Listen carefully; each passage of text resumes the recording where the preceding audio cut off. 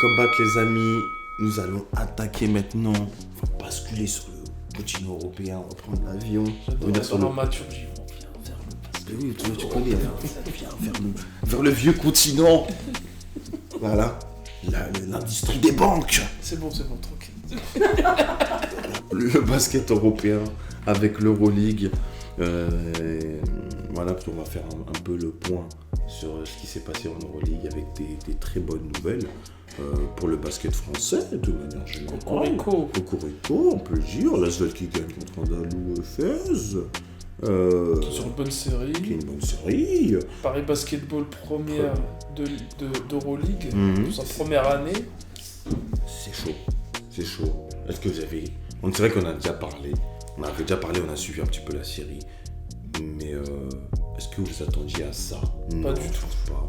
Alors là... Non. Pour une première, non. Mais je pense que personne ne les attendait à ce niveau-là. Ils sont bons. Ouais, tout se passe bien. Ils flottent. Et en fait, il y a une énergie. Ouais. Ils ont réussi. Enfin, ils réussissent. C'est pas ils ont réussi. Ils réussissent à garder cette énergie-là. Et là, ouais, ils sont 7 ou 8. 8, là, ils sont à 8. Jeudi, c'était leur 8ème contre Virtus Bologne. Non, ok. Donc, ouais, Ils ont 8 victoires d'affilée. 8 victoires Ils sont d'affilée. premiers. Ils sont en train de rouler sur tout le monde. Mais c'est... Et ils sont chauds. Moi, Ils j'attends sont chauds. le vrai test. Et Oussama, il l'avait mentionné. C'est j'attends contre Fenerbahçe. Moi, c'est contre Fener que j'attends. Maintenant... Ils auront des matchs à l'extérieur. Bon, il y a un risque qu'ils peuvent les perdre, ceux-là. Hein. Je me rappelle plus c'est quoi. Mais le vrai test, il y a une double confrontation, genre c'est en décembre là. Real Madrid et Fenerbahçe à la suite. Deux fois, ils reçoivent 2 fois. Si ils passent ces 2 tests, ça sent très très bon quand même. Hein, parce qu'ils arrivent à les battre, ces 2 équipes-là, c'est fort. C'est fort Très, et ça très peut fort. aller... ils peuvent commencer à revoir leurs ambitions à la hausse. Vraiment. Parce que, bon, même si le Real, c'est un peu en demi-teinte, c'est quand même un cador. Ils ont battu le Barça là, en double sur le Classico, Ouais. en double prolongation. Sachant qu'ils sont 10e et le Barça est, bon, il était un peu en souffrance ces derniers temps, mais c'est quand même une grosse équipe. Mais le Real, c'est le Real. Et je pense que... Moi, je les attendais pas à ce niveau-là. On parle maintenant même, après c'est peut-être un peu tôt pour l'avancer. TJ Short, MVP. Il est sur des standards MVP pour la... Clairement. Clairement. Il joue comme un MVP. Nabo là, il est bon. Tu vois. Il est trop fort là. Nadjirifi, toujours des shoots de terroristes qui rentrent. Ouais, Voilà. avec 0 passe. 0 passe, C'est pas de pick and roll, c'est pick and shoot. Hein. Lui, c'est un terreau, mon gars. Il vient shoot en arrière. Mais il met de l'énergie, c'est ça qui est cool avec lui. Ouais, Il met de l'énergie, c'est ça qui est cool. Et c'est un chouchou. Donc, Ouais. Mais moi, j'aime bien. En fait, j'aime bien. C'est des energizers de fou. Toute l'équipe. c'est ça. Toute l'équipe. C'est des piles électriques, ça s'arrête jamais. Ça s'arrête jamais. 40 minutes intenses. Bah, c'est ça qui fait qu'ils remportent. Sur le dernier match, pour vous donner, pour montrer un peu le niveau d'intensité, il faisait des changements par 5. Ça, Ouais. tu vois ça que en D4, D3, D1, et encore, ça c'est gentil. Hein. Ou quand dans des matchs de jeunes, ou quand ça se passe super mal. Genre, ils ont mis 5 joueurs, ils sont à chier, ils n'ont pas que perdre de balles et tout. Et là, t'as un coach, t'as pas envie de te prendre la tête. Allez, tout le monde sort. Allez, 5 Allez, pour vas-y. rentrer. Ou alors, il y a plus 40. Allez, on fait tourner 5-5 et on se prend pas la tête. Mais là, genre, il se permet de faire ça en Euroleague. Non, c'est que c'est vraiment, il a confiance à 100% à ce remplaçant. L'énergie est bonne. Et l'énergie est très bonne. L'énergie qui est... On se permet de faire ça parce que l'énergie est bonne. Et du coup, oui, moi perso, franchement, on salue.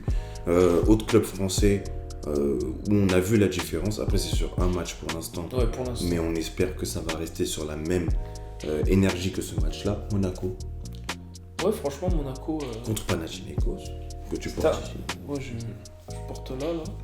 Franchement, c'était la différence entre le Monaco avant Spanoulis, grande légende pour ceux qui ne savent pas du Pana justement et du basket grec d'une manière générale. La différence entre le avant Spanoulis et sur ce match-là, en plus c'était un bon test au Panathinaikos champion en titre et tout, c'est le jour et la nuit. Hein. Franchement, Rien à voir. quand tu vois l'intensité, les attitudes qu'il y a sur le terrain, avant et maintenant, tu sens que déjà que le gars il a de l'aura, il se fait respecter par tout le monde dans le vestiaire, et que même Mike James, qui Dieu sait est très compliqué à gérer, il s'est rangé, il a accepté de lâcher la balle, il est à pas loin de 8 passes décisives sur ce match-là quand même. C'est énorme pour un croqueur. D'habitude, c'est un sacré croqueur. D'habitude, c'est lui qui a le ballon dans les mains. Et là, Spanoulis a réussi à lui faire comprendre que non, on va donner la balle à un tel et toi tu vas jouer en 2. Et franchement, la différence, elle est... Pour moi, c'est intéressant parce que au début de saison, c'était on donne la balle à Mike James et on fait des prières. C'est ça. Là maintenant, moi je pense qu'il a compris. Chacun son rôle. Mike James, on a compris que c'est le danger, l'atout principal. Mais qui dit atout principal, qu'on va faire des plans contre lui. Et pour la meilleure manière de pouvoir on va déjouer les plans de l'équipe adverse, c'est qu'en fait l'option numéro 1 fasse des passes.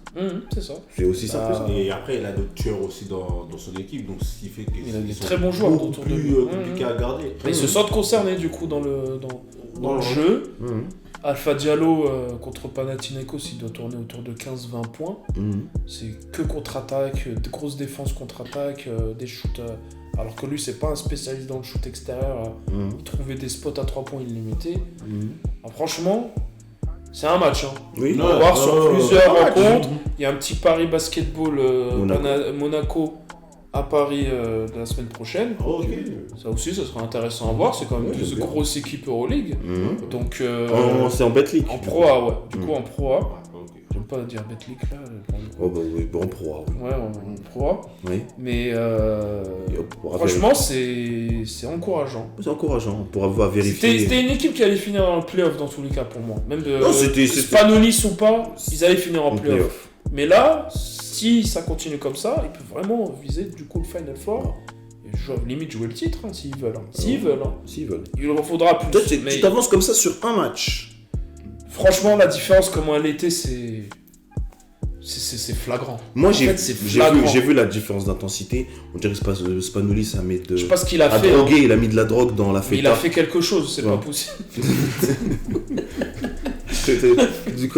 En fait, en plus, il y a une très bonne relation. SNK, c'est quoi, sérum spinal ou quelque chose comme ça? J'ai pas compris, t'as dit quoi? Le sérum, tu sais, qui transforme les gens en titans, là. Le sérum spinal. Ah oui, le sérum, je sais plus. Ouais, c'est quelque chose comme ça. En tout cas, c'est un blaze comme ça.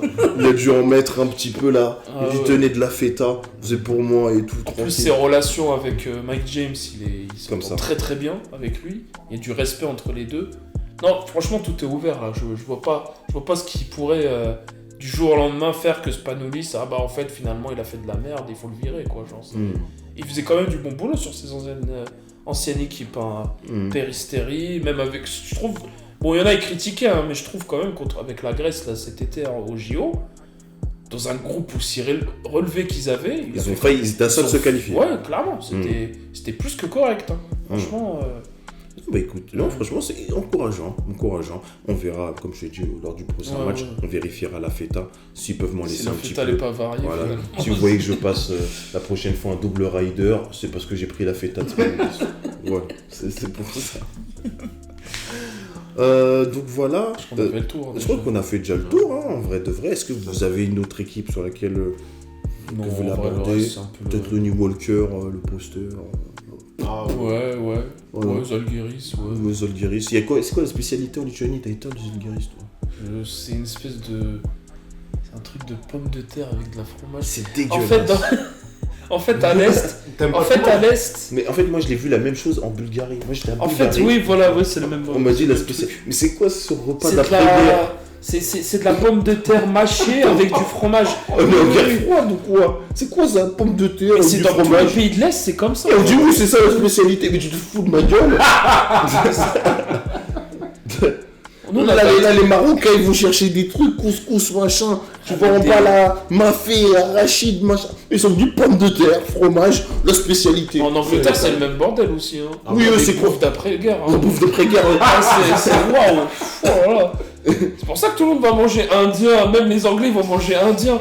Bah oui, c'est meilleur. Ah bah vous voulez qu'on fasse ça? Ah, vous inquiétez pas, peut-être une émission sur Tapin Podcast, Tapin culinaire, Tapin gastronomie. On va faire toute la gastronomie. En Angleterre, là ils sont là, ils mettent les pommes de terre avec les haricots dans la botte d'après-guerre, après ça tape. J'ai même vu une vidéo, c'est quand même gonflé. Hein. Sa spécialité, c'est un espèce de carte. Et genre, c'est des pommes de terre. Et après, tu fais un mix comme tu veux. C'est une pomme de terre chauffée. Oui, tu peux faire cette tête. Écoute ce qui va arriver là. Le mec est arrivé. Ouais. Et lui a dit, mets-moi du thon. Et rajoute comment ça s'appelle ça, de l'oignon. Et rajoute de la sauce blanche là-dessus. Non mais c'est quoi Déjà c'est au tacos, aux pommes de terre. Le principe de la pomme de terre chauffée et tu mets des trucs dedans, c'est vraiment que t'as plus aucune estime de toi. Et que tu fais un business là-dessus, t'as encore plus une merde. Mais imagine, le gars te donne cette commande et tu lui dis non, ça c'est pas bon, c'est vraiment que t'as. Je suis désolé. J'aimerais bien avoir le bon Lonnie Walker, mais même si vous voulez qu'il y ait du liquide spécial dessus et que je le graille. Moi qui mange pas ça là-bas. Je graillerai pas. Rappelez-moi de pas le grailler en tout cas. Je sais pas combien de temps il va tenir là-bas, parce qu'il passe quand même des States en Lituanie. Ça lui demande déjà de revenir en Russie. Ouais, c'est vrai. J'ai juré que ça leur demande déjà d'aller retourner. Il y a une campagne qui se fait pour qu'il puisse revenir. Déjà. Sérieux? Il a mis un poster, ça y est. Après, il est carré, ça va très vite. C'est très simple. Voilà, mais retiens l'idée, taper une cuisine, j'aime bien. Pourquoi qu'on Tap it. Oh mon dieu. Mais puis il y a un concept. Ouais, il y a un business plan à faire là. On va ramener nos darons, c'est elles qui vont préparer des plats comme ça. On va faire du vlog et on va faire les restaurants. Les gars. On va faire les restaurants parisiens et on filme et on mange, on fait. C'est de la merde. C'est dégueulasse, ne venez jamais ici. J'aime bien le concept. En tout cas, on va terminer cet épisode au Grand Euroleague pour aujourd'hui.